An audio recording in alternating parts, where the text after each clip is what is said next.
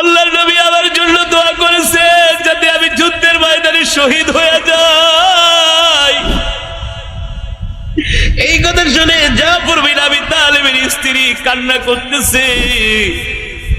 ছোট ছোট দুটি বাচ্চা এসে বাবার কোলে উঠে আর বলে, বাবা আমাদেরকে ঘুরতে নিয়ে যান, খেলনা কিনে দেন। এতদিন পরে বাড়িতে আসছেন, কত সন্তানের বাবারা তার বাবাকে নিয়ে খেলতে যায়, ঘুরতে যায়। জাফর বিন আবি তালেব দুইটা ছোট ছোট বাচ্চাকে কোল থেকে নামায়া স্ত্রীর হাতে দিয়া বলে, স্ত্রী রে আমাকে বিদায় দিয়া দাও, আর আমার হাতে সময় নাই। জাফর বিন আবি তালেবের স্ত্রী বলে, প্রাণের স্বামী গো একটু ঘরে আসেন। বলে, ঘরে আসার সময় নাই, আমি আমার নাকের মধ্যে জান্নাতের খুশবুর ঘেরান পাইতেছি। স্ত্রী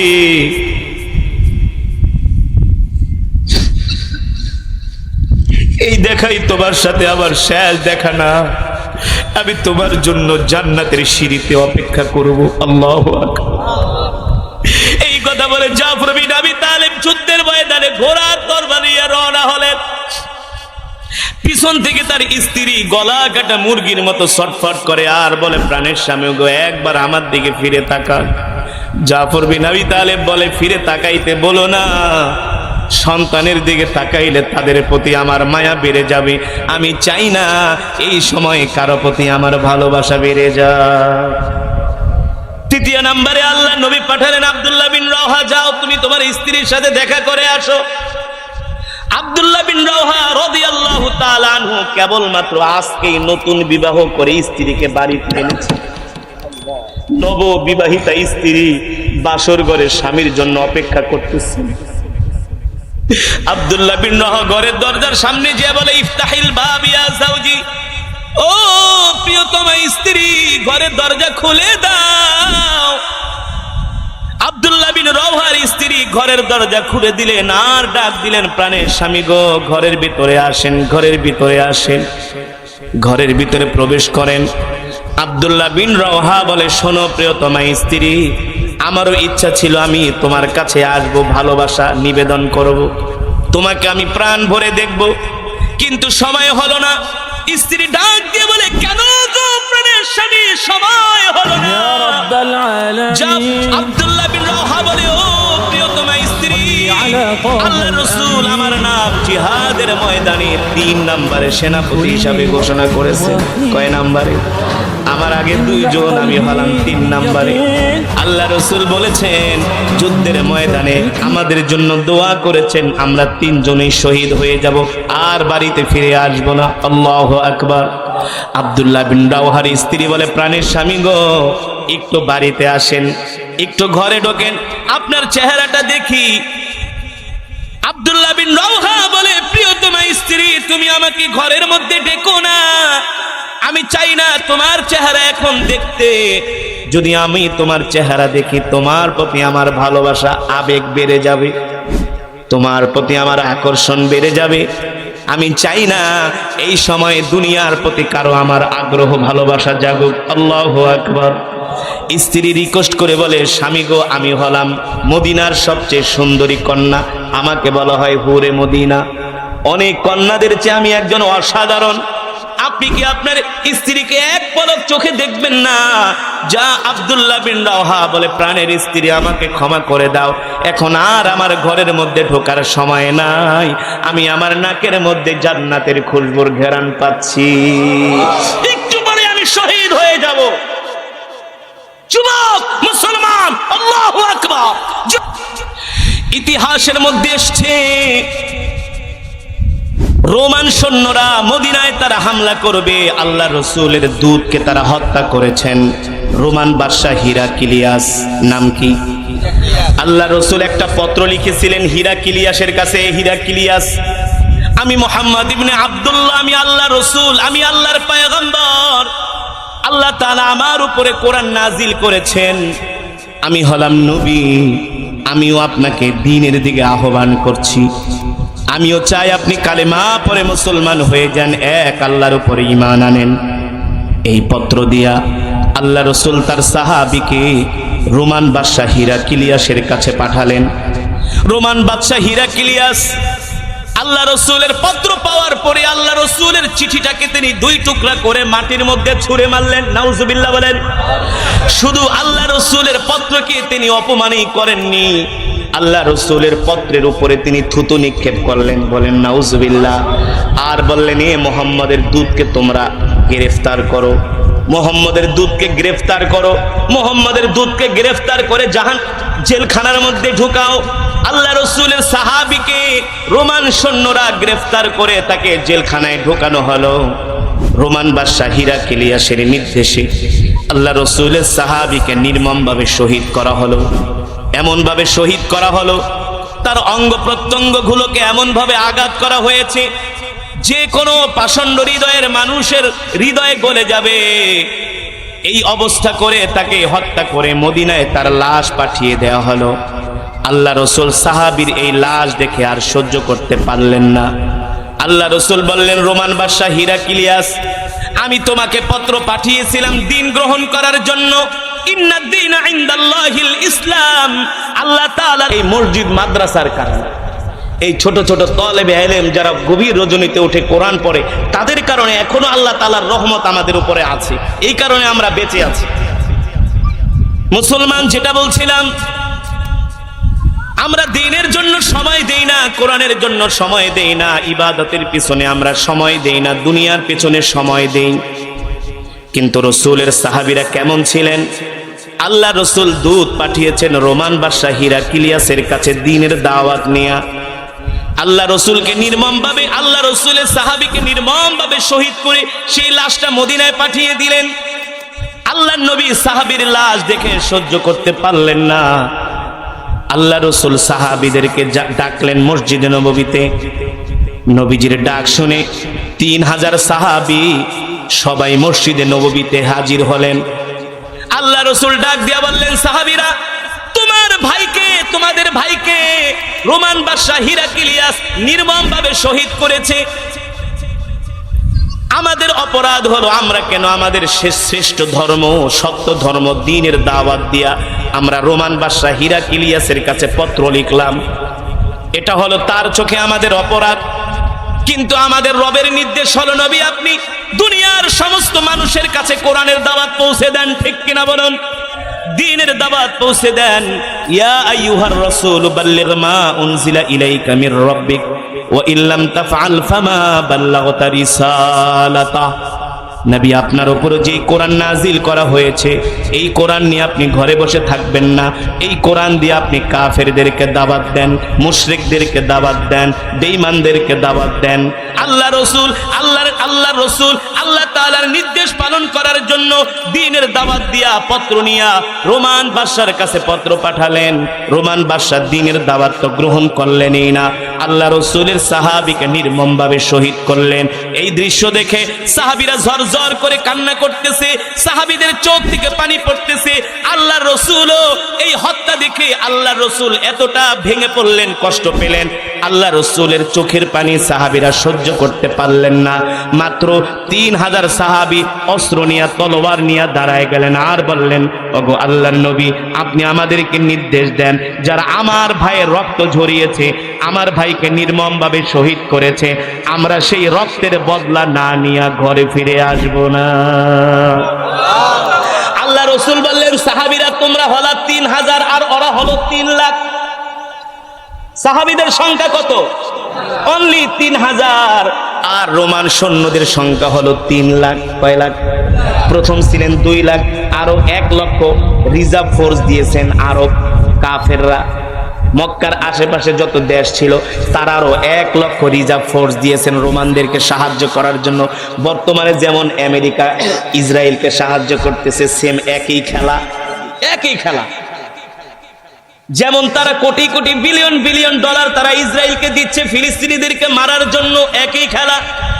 আল্লাহ রসুল বললেন, এ সাহাবীরা, তোমরা 3000 সৈন্য কি 2 লক্ষ কাফেরের সাথে পারবা কিনা? সাহাবায়ে কেরামরা উত্তর দিলেন, ওগো আল্লাহর রাসূল, আমরা একজন বেঁচে থাকা সত্ত্বেও আমরা আমাদের ভাইয়ের রক্তের বদলা না নিয়ে মদিনায় ফিরে আসব না। নির্দেশ দেন। আল্লাহ রাসূল ডাক দিলেন, আইনা যায়েদ বিন হারেসা, চল আসো আমার কাছে। রাসূলের পালক পুত্র যায়েদ ইবনে হারেসা দাঁড়ায় গেলেন, লাব্বাইক ওয়া সাদাইক ইয়া রাসূলুল্লাহ। আল্লাহ নবী বললেন, যায়েদ, সর্বপ্রথম তুমি ইসলামের ঝান্ডা নিবা, কালেমার পতাকা নিয়া সর্বপ্রথম তুমি যুদ্ধের ময়দানে তুমি কমান্ডারের দায়িত্ব পালন করবা, সেনাপতির দায়িত্ব পালন করবা। যায়েদ ইবনে হারেসা মুস্কি হেসে দিয়ে বলেন, ওগো আল্লাহর রাসূল, আপনার নির্দেশ আমি আমার শেষ রক্তবিন্দু দিয়ে হলেও পালন করব। দ্বিতীয় নম্বরে আল্লাহ রাসূল ডাক দিলেন জাফর বিন আবি তালেব, যার কথা এখন আপনাদেরকে বলবো। এই সাহাবী মাত্র 3 দিন আগে হাবশা থেকে হিজরত করে মদিনায় আসছে। কয়দিন? মাত্র 3 দিন আগে। 6 মাসের মতো হিজরত করে তিনি হাবশা থেকে মদিনায় আসছে। এখনো ভালো করে পরিবারকে সময় দেয় নাই, 2টা ছোট ছোট বাচ্চা আছে, তাদেরকেও সময় দেয় নাই। আল্লাহ রাসূল ডাক দিয়েছে, জাফর, তুমি যুদ্ধের ময়দানে 2 নম্বরে সেনাপতির দায়িত্ব পালন করবা। কয় নম্বরে? আমরা হইলে বলতাম, নবীজি কেবল মাত্র 6 মাস হিজরত করে বাড়িতে আসছি, 3 দিনও হয় নাই, সন্তানকে সময় দেই নাই, পরিবারকে সময় দেই নাই, আমাকে একটু রুখসত দেওয়া যায় কিনা? রাসূলের সাহাবী জাফর বিন আবি তালেব বলেন, লাব্বাইক ওয়া সাদাইক ইয়া রাসূলুল্লাহ। আল্লাহু আকবার। ওগো আল্লাহর রাসূল, আপনি নির্দেশ দেন, আমি আমার জীবন দিয়ে হলেও আমি আল্লাহর রাস্তায় আমি আমার জীবনটাকে বিলিয়ে দিব। 3 নম্বরে আল্লাহ রাসূল ডাক দিলেন, আইনা আব্দুল্লাহ বিন রাওহা, এ আব্দুল্লাহ বিন রাওহা কোথায় আসো? 3 নম্বরে তুমি সেনাপতির দায়িত্ব পালন করবা। যখন 3 জন সেনাপতির নাম ঘোষণা করা হলো, সাহাবীদের আর বসতে বাকি রইল না। এতদিন আমরা যত যুদ্ধে গিয়েছি প্রত্যেকটা যুদ্ধে সেনাপতি ছিল একজন, আজকে হলো 3 জন। তার মানে এই 3 জনের একজনও আর কেউ ফিরে আসবে না, 3 জনেই আল্লাহর রাস্তায় শহীদ হয়ে যাবে। সামনে বিশাল কাফের বাহিনী, মৃত্যু তাদের জন্য অপেক্ষা করছে। আর কিছুক্ষণ পরেই তারা মৃত্যুকে আলিঙ্গন করবে, আল্লাহর দ্বীনের জন্য তারা শহীদ হয়ে যাবে। পুরো মজমার মানুষগুলো তাদের দিকে তাকায় আছে। আল্লাহর নবী 3 জনের নাম ঘোষণা করছে, মানে 3 জনই শহীদ হয়ে যাবে, আর বেঁচে আসবে না। একজন আরেকজনের দিকে তাকায় মুস্কি মুস্কি হাসতেছে। আল্লাহু আকবার, জোরে বলুন আল্লাহু আকবার। আল্লাহর নবী বললেন, যাও তুমি তোমার মার কাছ থেকে বিদায় নিয়ে আসো, শেষ বিদায় নিয়ে আসো। যায়েদ ইবনে হারেসা বলে, গো আল্লাহর রাসূল, আপনি হলেন আমার পিতা, আর আম্মা জান আয়েশা হলেন আমার মা, আপনিও এখানে, আমার মাও এখানে, আমার আর যাওয়ার দরকার নাই। কেমন ছিলেন তাদের ঈমানের পাওয়ার, কেমন ছিলেন দ্বীনের প্রতি তাদের দরদ। ছোট বাচ্চারা বেড়াইতে গেলে নতুন জামা পরে কেমন করে, শিখ সাহাবীরা এর চেয়ে বেশি আরো আনন্দিত ছিলেন। আল্লাহ রাসূল বললেন, জাফর বিন আবি তালেব, যাও তুমি তোমার ছোট 2টা বাচ্চার স্ত্রীর সাথে দেখা করে আসো, বিদায় নিয়ে এসো। জাফর বিন আবি তালেব দৌড়ে বাড়িতে গেলেন, ডাক দিছে, ইয়া যাওজি তাআলা, এদিকে আসো, ও প্রিয়তমা স্ত্রী। জাফর বিন আবি তালেবের স্ত্রী দৌড়ায় আসলেন, এসে বললেন, স্বামী গো, আমি আপনার জন্য রান্না করতেছি। জাফর বিন আবি তালিব বলে, প্রিয়তমা, রান্না বন্ধ করো, তোমার রান্না খাওয়ার সময় আমার নাই। জাফর বিন আবি তালেবের স্ত্রী বলে, কেন গো প্রাণের স্বামী, আপনি অনেক দিন পরে বাড়িতে আসছেন, আমি কি আপনার মনে কোনো কষ্ট দিয়েছি? আপনি কেন এই কথা বলতেছেন?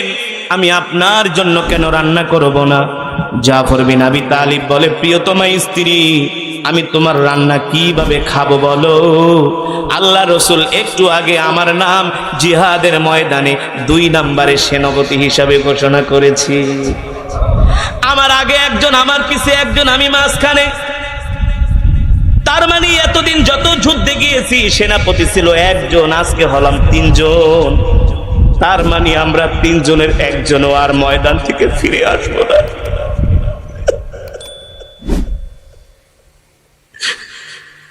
জাফর বিন আবি তালেবের স্ত্রী বলে, কেন গো প্রাণের স্বামী, আল্লাহ রাসূল আমাদেরকে যুদ্ধের ময়দানে পাঠাচ্ছেন সেনাপতির দায়িত্ব দিয়ে, আমার জন্য দোয়া করে দিও গো স্ত্রী। স্ত্রী ডাক দিয়া বলে, প্রাণের স্বামী গো, আমি আপনার জন্য দোয়া করি যাতে আল্লাহ তাআলা আমার প্রাণের স্বামীকে গাজী বানায়া আমার কাছে ফিরায়া আনে। জাফর বিন আবি তালেব বলে, স্ত্রী তুমি আমার জন্য উল্টা দোয়া করো না, আমার নবী আমার জন্য দোয়া করেছেন যাতে আমি যুদ্ধের লা ইলাহা ইল্লাল্লাহ, লা ইলাহা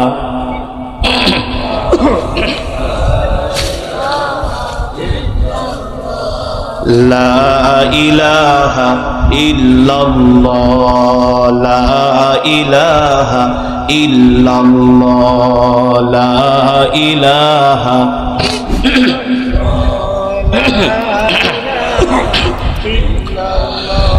লা ইলাহা ইল্লাল্লাহ মুহাম্মাদুর রাসূলুল্লাহ। মুহাব্বতের সাথে পড়ি সাল্লাল্লাহু। আল্লাহর বান্দারা, মুসলমানেরা, আল্লাহ তাআলা কোরআনুল কারীমের মধ্যে বলছেন, এ দুনিয়ার মানুষ, তোমরা আল্লাহ তাআলাকে ভয় করো, ইসলামের মধ্যে, দ্বীনের মধ্যে তোমরা পরিপূর্ণভাবে প্রবেশ করো। ইয়া আইয়ুহাল্লাযীনা আমানুত্তাকুল্লাহ হাক্কা তুকাতিহি ওয়া লা তামুতুন্না ইল্লা ওয়া আনতুম মুসলিমুন। আল্লাহ রাব্বুল আলামিন কোরআনুল কারীমের মধ্যে বলেন, নবী দুনিয়ার মানুষদেরকে বলে দেন, এ দুনিয়ার মানুষ, ইত্তাকুল্লাহ, তোমরা আল্লাহ তাআলাকে ভয় করো, ভয় করার মতো ভয় করো, মুসলমান না হয়ে মরো না। অন্য আয়াতে আল্লাহ তাআলা বলছেন, ইয়া আইয়ুহাল্লাযীনা আমানু দুখুলু ফিস সিলমি কাফা ওয়া লা তাত্তাবিউ খুতুওয়াতিশ শাইতান ইন্নাহু লাকুম আদুউম মুবিন। আল্লাহ রাব্বুল আলামিন বলেন, নবী দুনিয়ার মানুষদেরকে বলে দেন, তোমরা পরিপূর্ণভাবে ইসলামের মধ্যে প্রবেশ করো, তোমরা পরিপূর্ণভাবে দ্বীন মেনে চলো, ইসলাম মেনে চলো। দ্বীন অর্ধেক মানবা অর্ধেক মানবা না, এটা হবে না। আল্লাহ তাআলা দ্বীন মানার জন্য আমাদেরকে নির্দেশ দিয়েছেন পরিপূর্ণভাবে। আর আমরা সেই দ্বীন কিভাবে বুঝবো, সেই দ্বীনের মধ্যে কিভাবে প্রবেশ করব? এই দ্বীন বুঝতে হলে, দ্বীন মানতে হলে আল্লাহ রসুলের সাহাবীদেরকে আমাদের অনুসরণ করতে হবে। ঠিক কিনা বলেন? আল্লাহ রসুল বলেছেন, মিন আসহাবিকান নুজুম ইক্তাদাইতুম ইহতাদাইতুম। হে আমার উম্মতেরা, আমার প্রত্যেকটা সাহাবী তোমাদের জন্য তারকা তুল্য। তোমরা আমার সাহাবীদেরকে অনুসরণ করবা, অনুকরণ করবা। আমার সাহাবীরা যেভাবে আমাকে ভালোবেসেছে সেভাবে তোমরা আমাকে ভালোবাসবা। ও মুসলমান, আজকে আমাদের দেশের মধ্যে শান্তি নাই, আজকে আমাদের দেশের মধ্যে অশান্তি, সমাজের মধ্যে অশান্তি, ঘরের মধ্যে শান্তি নাই, পরিবারের মধ্যে শান্তি নাই। এর একটি মাত্র কারণ হলো আল্লাহ রসুলের আদর্শ চরিত্র আমাদের মাঝে নাই। ঠিক কিনা বলুন? আমাদের উচিত ছিল আল্লাহ রসুলের আদর্শ গ্রহণ করা, আল্লাহ রসুলের চরিত্র গ্রহণ করা। যেভাবে সাহাবায়ে কেরাম আল্লাহ নবীকে ভালোবেসেছেন, আমাদের উচিত ছিল আল্লাহ নবীকে সেইভাবে ভালোবাসা। কিন্তু দুঃখের বিষয় হলো, আমরা আল্লাহ নবীকে মুখে মুখে ভালোবাসি, রসুলের সুন্নত আমাদের মাঝে নাই, রসুলের আখলাক আমাদের মাঝে নাই, রসুলের চরিত্র আমাদের মাঝে নাই। আমাদের মাঝে আছে ইহুদি খ্রিস্টানদের চরিত্র। ঠিক কিনা বলুন?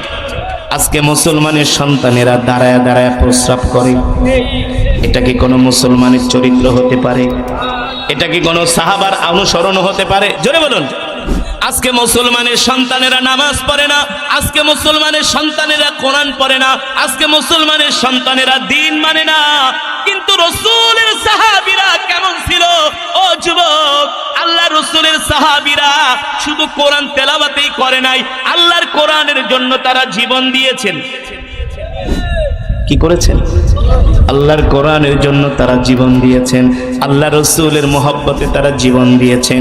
শুধু জীবন দেন নাই, আল্লাহ রসুলের মহব্বতে সাহাবীরা ঘর ছেড়েছেন, বাড়ি ছেড়েছেন, পরিবার ছেড়েছেন, সন্তান ছেড়েছেন, স্ত্রী ছেড়েছেন, এমনকি শেষ পর্যন্ত আল্লাহ রসুলের মহব্বতে জিহাদের ময়দানে যে শহীদ হয়ে গিয়েছেন।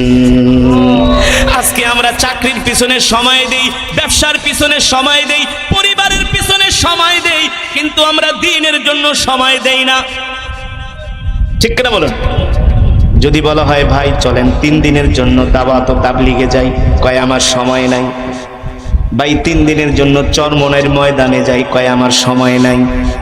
আছে কি আছে না? আছে কি আছে না? 12 মাসের মধ্যে 365 দিনের মধ্যে প্রতিটা দিন তুমি তোমার নিজের পরিবারের জন্য ব্যয় করো, নিজের জন্য ব্যয় করো। 3টা দিন আল্লাহর দিনের জন্য ব্যয় করবা, সেটা পারে না। সেই কথা বললে শুধু ফতুয়া বের করো। আছে কি আছে না? যে আমি 3 দিনের জন্য তাবলীগে যাব, 3 দিনের জন্য চরমনায় যাব, 3 দিনের জন্য একটা দিনের কাজে যাব, তো আমার পরিবার দেখবে কে? আমার স্ত্রীকে দেখবে কে? আমি মাঝে মাঝে বিদেশে প্রোগ্রামে যাই, অনেক বাঙালি আসে, প্রবাসীরা এসে দেখা করে। জিজ্ঞেস করি ভাই কয় বছর বিদেশ? কয় হুজুর বেশি না, 36 বছর। কয় বছর? এক প্রবাসী আমাকে রান্না করে খাওয়াইছে, রান্না এত মজা। আমি কি এত মজা কিভাবে রান্ধে? মহিলারাও তো পারে না। হুজুর এটা 42 বছরের ট্রেনিং। আমি বলি 42 বছর? 42 বছর বিদেশ করি, তা রান্না কি বাংলাদেশ থেকে করে পাঠায় নাকি? আমার রান্না তো আমারই করতে হয়।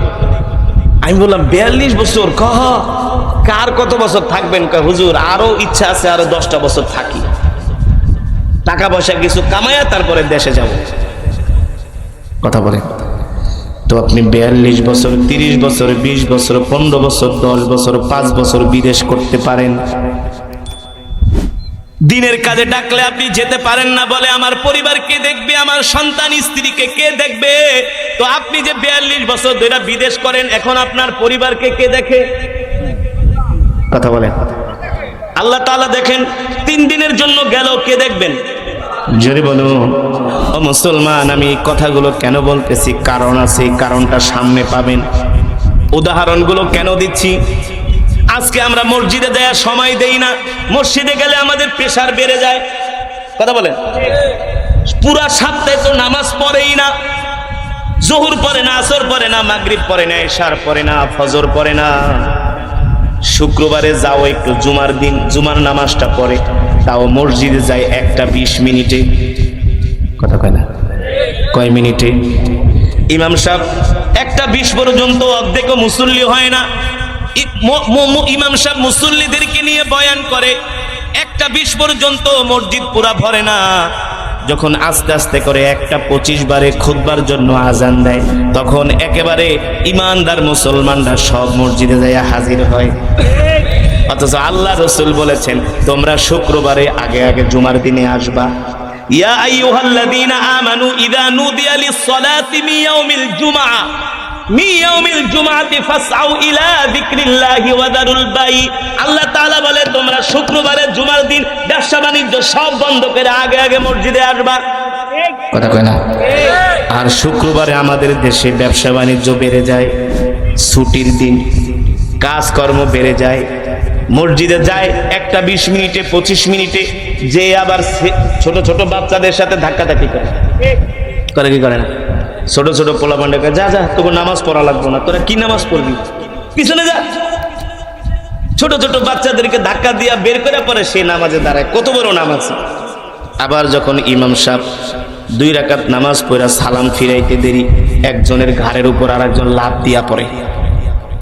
টুপিটা মাথায় হাতায়, টুপিটা হাতে নিয়ে লুঙ্গিটারে উঁচা করে কত তাড়াতাড়ি মসজিদ থেকে 1 লাফ দিয়া বের হবে। যদি ইমাম সাহেব একটু বেশি লম্বা খুতবা করে, কেরাত পড়ে, আর যদি লম্বা মোনাজাত দেয়, পারলে হুজুরের চাবায়া খায়া ফেলায়। মসজিদে ভালো লাগে না, মনে হয় মসজিদ থেকে বের হইলেই বাসে। ঠিক কিনা বলেন? যতক্ষণ মসজিদে থাকে ততক্ষণ মনে হয় তার প্রেসার উঠা যায়। ঠিক কিনা বলেন? অথচ মুসলমান, এটা তো আমাদের হওয়ার কথা ছিল না। সাহাবীরা যখন মসজিদে যেতেন, সাহাবীরা যখন নামাজে যেতেন, এসে যদি কেউ জিজ্ঞেস করতো আইনা আবি বকর, আইনা ওমর, আইনা উসমান, বলে হুয়া ফিল মসজিদ, সে মসজিদে গেছে। কখন আসবে? বলে জানি না, জানি না, জানি না। সাহাবীরা মসজিদে গেলে জিজ্ঞেস করতো কখন আসবে? বলে জানি না। আর আমরা যদি মসজিদে যাই, বলে ভাই বেশি না 5টা মিনিট বহেন। আমার কথা বুঝছেন আপনারা? কথার মিনিংটা বুঝছেন? কথা না বুঝলে মজা পাবেন না, কথা না বুঝলে আপনাদের দিলের মধ্যে ঢুকবে না। আমরা মসজিদে গেলে জিজ্ঞেস করে ভাই কখন আসবে? বলে ভাই 10টা মিনিট শুধু কষ্ট করে বসেন, দেখবেন তার আগেই চলে আসবে। এই হলো আমাদের মসজিদে যাওয়ার হালত। আর সাহাবীরা যখন মসজিদে যেতেন, আয়েশা জিজ্ঞেস করতেন আইনা আবু বকর, আবু বকর কোথায়? বলা হুয়া ফিল মসজিদ, সে মসজিদে গেছে। কোথায় কখন আসবে? বলে জানি না, জানি না, জানি না। সাহাবীরা মসজিদে গেলে কখন বের হবে সেটা কেউ জানতো না। এই ছিল সাহাবীদের অবস্থা। আর আমরা এমন গরু খাওয়া মুসলমান, আমরা মসজিদে গেলে 10 মিনিটের বেশি সময় দিতে চাই না। দুনিয়ার পিছনে আমরা সময় দেই। এই কারণে আল্লাহ তাআলা কোরআনুল কারীমের মধ্যে বলছেন ইত্তাকুল্লাহ, তোমরা আল্লাহকে ভয় করো, আল্লাহকে ভয় করো, ভয় করার মতো ভয় করো। আল্লাহর নবী বলেন আমার সাহাবীদের মতো তোমরা আল্লাহকে ভয় করো। আমার সাহাবীরা আল্লাহ তাআলাকে সন্তুষ্ট করার জন্য, আল্লাহ তাআলাকে খুশি করার জন্য তারা দুনিয়া ছেড়ে দিয়েছিলেন। ঠিক কিনা বলুন? কেমন করে দুনিয়া ছেড়ে দিয়েছে আল্লাহ রাসূলের সাহাবীরা। আল্লাহ নবী শুধু একদিন বলেছেন আল্লাহ তাআলার কাছে পছন্দের জায়গা হলো মসজিদ। মান আহাব্বা লিল্লাহ, আল্লাহ তাআলার কাছে পছন্দের জায়গা হলো মসজিদ। আল্লাহ মসজিদকে পছন্দ করেন, আল্লাহ তাআলা বাজারকে অপছন্দ করেন। ঠিক কিনা বলেন? আল্লাহ তাআলা মসজিদকে পছন্দ করেন, বাজারকে অপছন্দ করেন।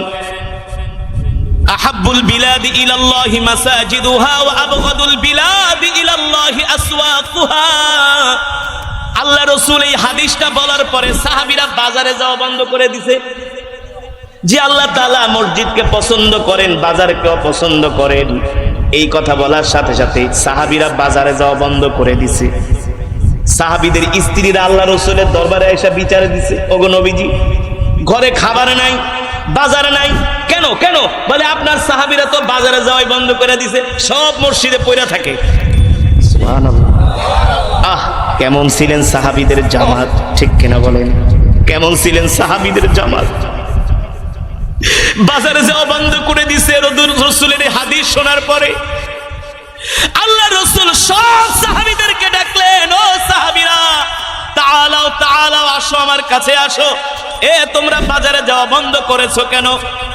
সাহাবারা উত্তর দিলেন, ওগো আল্লাহর রাসূল, আপনি না বলছেন আহাব্বুল বিলাদি ইলাল্লাহি মাসাজিদুহা, আল্লাহ তাআলা মসজিদে গমনকারীদেরকে পছন্দ করে, আর যারা বাজারে যায় তাদেরকে অপছন্দ করে। এই কারণে আপনার এই কথা শোনার পরে আমরা বাজারে যাওয়াই বন্ধ করে দিছি। সুবহানাল্লাহ বলবেন না? আল্লাহ রাসূল বলে, সাহাবীরা আমি তো এই কথা বলি নাই যে তোমরা একেবারে বাজারে যাবা না। তোমরা বাজারে যাবা, বাজারে যায়া যতটুকুন সময় বাজার করার দরকার বাজার করে বাড়িতে চলে আসবা।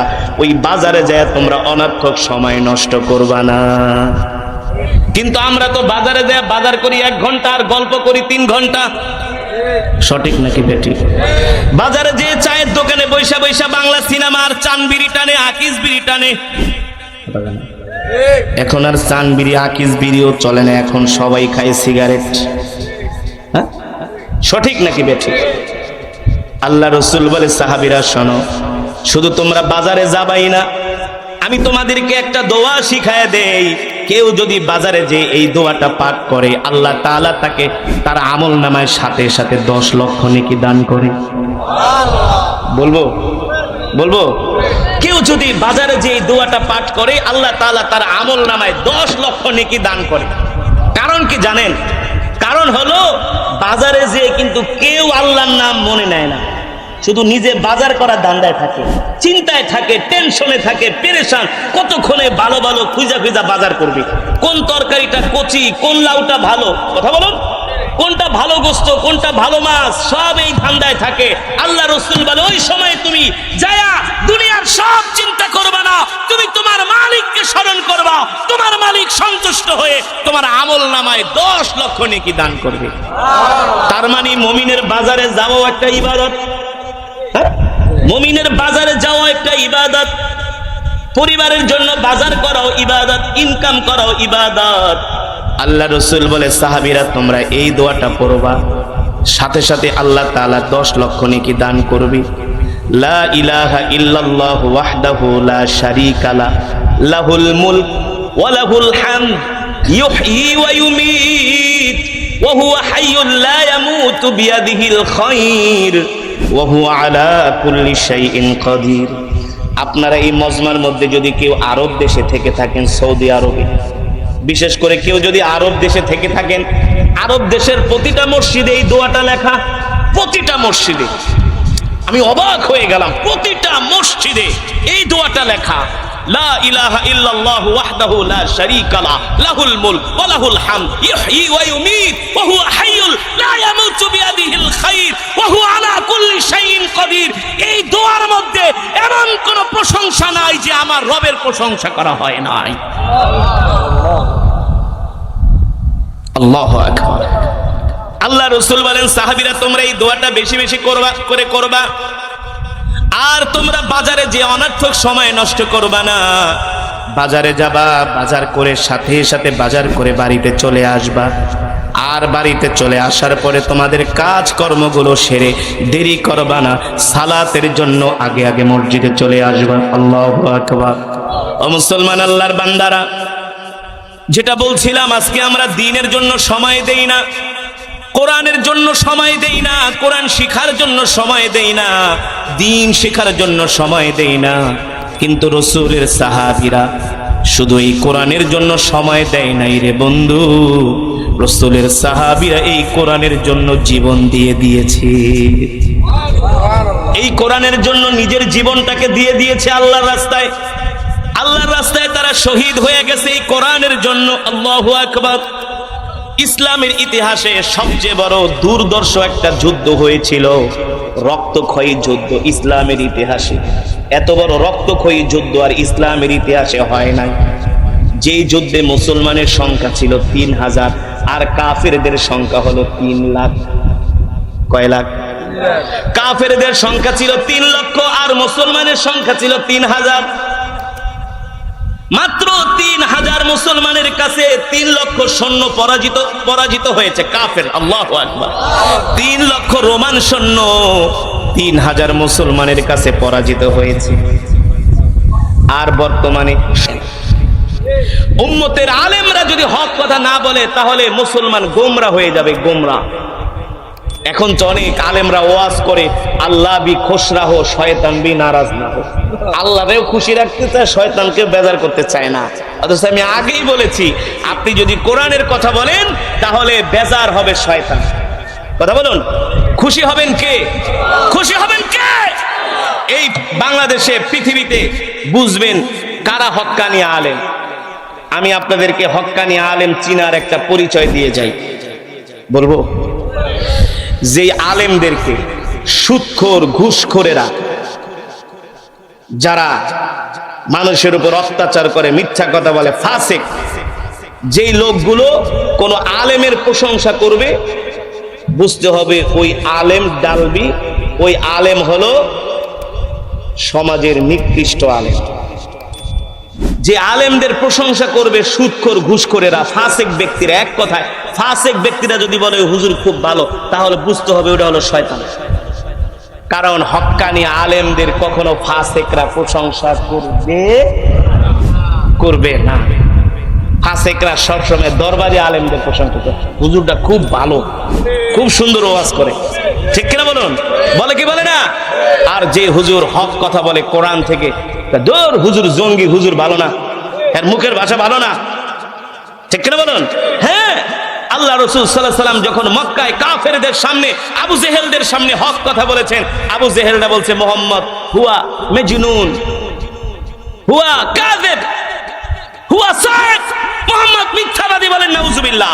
মুহাম্মদ জাদুকর, মুহাম্মদ গণক বলেন নাউজুবিল্লাহ। আল্লাহর বান্দারা, আপনাদেরকে এতক্ষণ এই কোরআনের কথাগুলো বলার একটাই মূল কারণ হলো আমাদের ঈমানকে শক্তিশালী করতে হবে। দ্বীনের পিছনে, ইবাদতের পিছনে আমাদের সময় দিতে হবে। ঠিক কিনা বলুন? দুনিয়ার পিছনে যতটুকু সময় দিবেন, ইবাদতের পিছনে, আল্লাহর দ্বীন শিখার পিছনে তার চেয়ে আরো বেশি সময় দিতে হবে। যখন আমরা এইভাবে করে কোরআন শিখবো, দ্বীন শিখবো, দ্বীনের পিছনে সময় দিব, তখন আমাদের ঈমান মজবুত হবে। আর যদি আমরা শুধু দুনিয়ার পিছনে পড়ে থাকি, আমাদের অন্তর মরে যাবে। দিল শক্ত হয়ে যাবে, শক্ত, তখন আর নামাজও ভালো লাগবে না, কোরআন তেলাওয়াত ভালো লাগবে না, ওয়াজ ভালো লাগবে না, হক কথা শুনলে মনে হবে আপনার বিরুদ্ধে কথা বলা হচ্ছে। আর যখন আপনার দিল নরম থাকবে, আপনার এই দিলের মধ্যে আল্লাহ রসুলের মহব্বত থাকবে, তখন কোরআনের তেলাওয়াত শুনলে আপনার অন্তর বিগলিত হবে, অন্তর বিগলিত হয়ে আপনার চোখ দিয়ে অশ্রু ঝরবে। ঠিক কিনা বলুন? এই কারণে হযরত সাহাবায়ে কেরাম তারা দুনিয়াকে ত্যাগ করেছিলেন, তারা আখিরাত কামাই করার জন্য তাদের জীবনের মূল্যবান সময়, তাদের সম্পদ, পরিবার পরিজন সব কিছুকে তারা আল্লাহর জন্য কোরবানি দিয়েছেন। ঠিক আমরাও রাসূলের সাহাবীদেরকে অনুসরণ করে আমরাও 5 ওয়াক্ত সালাত জামাতের সাথে আদায় করব, সকাল সন্ধ্যা কোরআন পড়ব, আল্লাহর দ্বীনের উপরে চলব, কারো রক্তচক্ষুকে আমরা ভয় করব না, আমরা হক কথা বলবোই। ঠিক কিনা বলুন? কি কথা? হক কথা বলবো, দ্বীনের উপরে চলবো, ইসলামের উপরে অটল অবিচল চলবো, আল্লাহ ছাড়া কারো সামনে মাথা নত করবো না। যেখানে কোনো অন্যায় হবে, আমার যদি অ্যাবিলিটি থাকে, আমি সরাসরি হাত দিয়া সেটা আমি বাধা দিই সরাসরি। এই সমাজে এমনও মুসলমান আছে, ক্ষমতা আছে, কিন্তু চোখের সামনে একটা অন্যায় হয়, দেখাও না দেখার ভান করে, আস্তে করে মসজিদে যায় সেজদা দেয়, এত শোনে না। হকের উপরে থাকতে হবে, দ্বীনের উপরে অটল থাকতে হবে। ঠিক কিনা বলুন? হকের ব্যাপারে কোনোভাবে কম্প্রোমাইজ করা যাবে না। অকল জাল হক ওয়া যাহাকাল বাতিল ইন্নাল বাতিলা কানা যাহুকা। বাতিল যতই শক্তিশালী হোক না কেন, বাতিল যতই পাওয়ারফুল হোক না কেন, বাতিলের বিরুদ্ধে হক যখন দাঁড়ায় যায়, আস্তে আস্তে করে বাতিল ময়দান থেকে পালাতে বাধ্য হয়। ইতিহাস সেটাই বলে, ইতিহাস সেটাই প্রমাণ করে। এতক্ষণ আপনাদেরকে বয়ান করে আমার বুঝানোর মূল উদ্দেশ্য, আপনাদেরকে আমি কি বুঝাতে চাচ্ছি, কি মেসেজ দিতে চাচ্ছি, সেটা হলো আল্লাহ ছাড়া কাউকে ভয় করা যাবে না, আর দ্বীনের উপরে অটল অবিচল থাকতে হবে। দ্বীনের ব্যাপারে কারোর সাথে কোনো কম্প্রোমাইজ করা, যেটা সত্য সত্যই বলতে হবে। প্রয়োজনে জেল হবে, জুলুম হবে, প্রয়োজনে থাপ্পড় খাবো, জুতার বাড়ি খাবো, তারপরে হক কথা বলেই ছাড়বো, হকের উপরে চলবেই চলবো। ঠিক কিনা বলেন? তাহলে আপনি ইমানের স্বাদ পাবেন। কি পাবেন? ইমানের স্বাদ পাবেন, দিলের ভিতরে শান্তি লাগবে। আর আপনার সামনে একটা অন্যায় হচ্ছে, আপনি যদি তার প্রতিবাদ না করেন, দ্বীনের উপর না চলেন, দেখবেন আপনার কাছে নিজেকেই নিজে চোরের মতো লাগবে, চোরের মতো, নিজেকে মাজলুম মনে হবে। এই কারণে আমরা দ্বীনের উপরে চলবো, 5 ওয়াক্ত সালাত আদায় করব, কোরআন সুন্নাহর উপরে আমরা আমাদের জীবনটাকে পরিচালিত করব। জীবনে যতদিন বাঁচবো, ইসলামের উপরে, দ্বীনের উপরে আমরা অটল অবিচল থাকবো, ইনশাআল্লাহ। রাজি আছেন? আর আপনি দ্বীনের উপর অটল অবিচল যে থাকবেন, এর মূল ভিত্তি হলো নামাজ। কি? যার নামাজ ঠিক, তার সব ঠিক। যার নামাজ ঠিক নাই, তার কিছুই ঠিক নাই। এই গত 3 দিন আগে আমি সাতক্ষীর এক জায়গায় ওয়াজে গিয়েছিলাম। আমাকে স্টেজে উঠিয়েছে 11:35-এ। কয়টা? আমি দাওয়াত দেওয়ার সময় বলছি আমার বয়ানের টাইম কিন্তু 10টায়। 10টা থেকে আমি 11:15, 1 ঘন্টা বয়ান করব। সর্বোচ্চ জুলুম হইলে 1.5 ঘন্টা, এর উপরে 1 সেকেন্ডও বেশি না। প্রয়োজনে দাওয়াত দেন, নালে বাদ দেন, আমি যাব না। তো আমাকে তারা দাওয়াত দিয়া কথা রাখে নাই, আমাকে তারা স্টেজে উঠিয়েছে 11:35। আমি 25 মিনিট ওয়াজ করে মোনাজাত দিয়ে নেমে গেছি। এলাকার মানুষকে, হুজুর আমাদের তো ওয়াজ শুনে মন ভরলো না। তাহলে কিভাবে মন ভরতো? আপনি যদি 2 ঘন্টা আলোচনা করতেন। আমি বলি, আপনি যদি আমাকে উঠাইছেন 11:35-এ, 2 ঘন্টা আলোচনা করলে প্রায় 1:30 বেজে যাবে। সঠিক নাকি বেঠিক? বাড়িতে যেতে যেতে 2টা, ফজরের নামাজ হলো 5টায়। এমন কোন বুজুর্গ হয়ে গেছেন যে আপনি 3 ঘন্টা ঘুমায়া 5টায় উঠে ফজরের নামাজ পড়বেন? বলেন। এখন চুপ করে আছে। আমি বলি, শোনেন, 2 রাকাত ফজরের সুন্নত আর 100 বছরের ওয়াজ, তারপরও 2 রাকাত সুন্নতের সমান সওয়াব হবে? হবে না। আজকে আমরা মুসলমান ওয়াজ শুনতে খুব মজা পাই, মাগার নামাজ পড়তে চাই না। ঠিক কিনা বলেন? ও আজকে হুজুর আপনার এমন তেলাওয়াত শুনি, সারাদিন শুনি হুজুর। কত যুবক, হাজার হাজার যুবক বিদেশে গেলে, প্রবাসীরা যেখানে যাই সেখানে, হুজুর আপনার এত ভক্ত, সারাদিন তেলাওয়াত শুনি, কি যে মজা লাগে। আমাকে নামাজ পড়ো।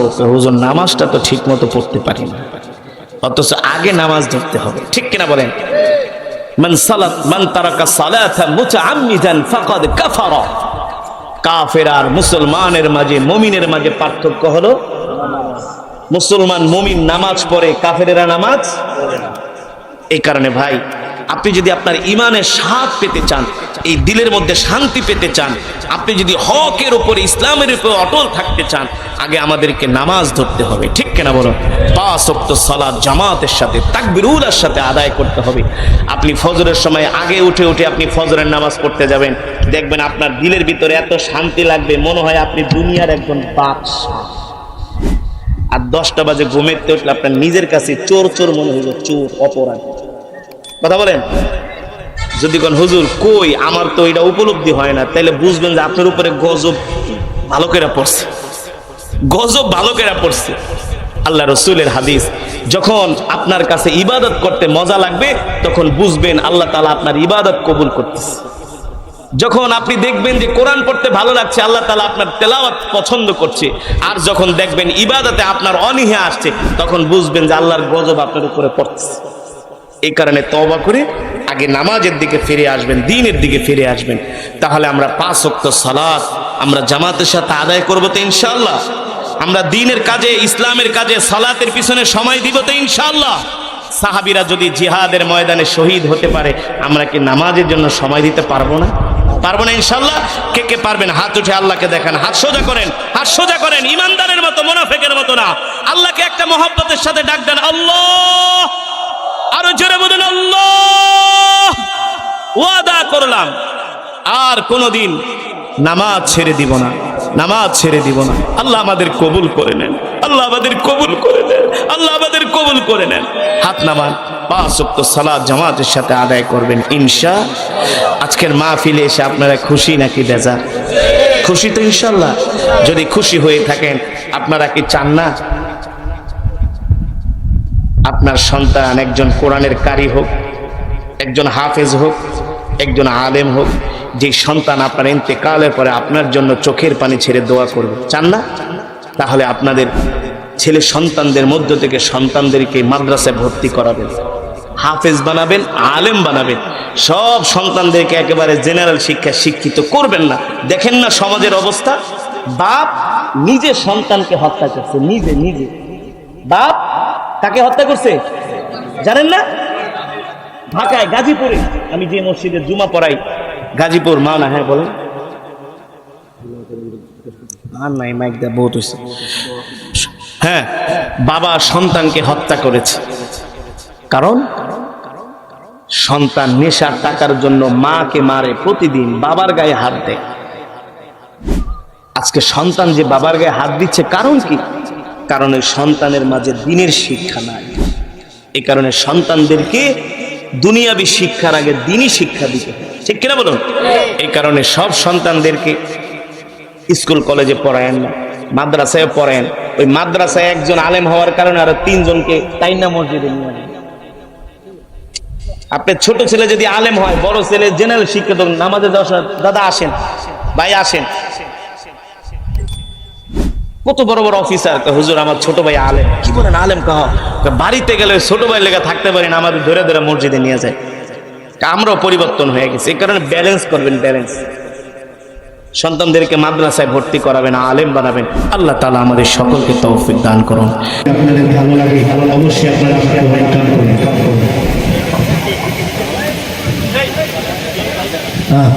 আজকের মাহফিলের প্রধান আকর্ষণ